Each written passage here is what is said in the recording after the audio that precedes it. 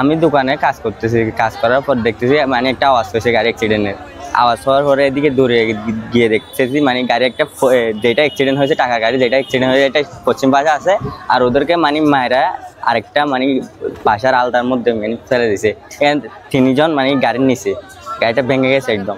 ভেঙে গেছে যাওয়ার পর মানে আমরা গিয়ে কয়েকজন গিয়ে উঠাই দেখি একজন মানে কি নিঃশ্বাস আসতেছে আর যাচ্ছে, মানে আসতেছে আর যাচ্ছে। একজন হাত ছেড়ে গেছে, আরেকজন মানে দেখতেছি গাড়ির ভিতরে ছিল, ও কিছু হয় নাই, মানে একটু মানে অল্প আঘাত হয়েছে। দেখছি আমি গাড়ি আমার বাইকটা থামাই, আমি দেখতেছি যে আমার একটা চাচাতো ভাই চিৎকার করে হঠাৎ করে নিয়ে গাড়িতে তুলে আমি নিয়ে এসি এতটুকু। হাইসের মতো সাদা ব্যাংকের গাড়ি মনে হয়।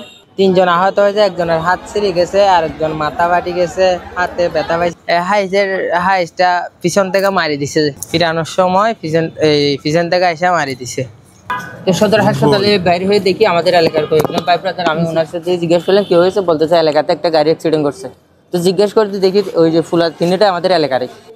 তো এলাকার ফুলা যখন এখানে জানতে পারছি যে উনি তিনজন অ্যাক্সিডেন্ট করছে, একজনকে ওইখানে মরচে নিয়ে গেছে আর দুজনকে এখানে কক্সবাজার সদর হাসপাতালে নিয়ে এসেছে। হ্যাঁ, সবাই তিনজনের টান্ন হয়েছিল।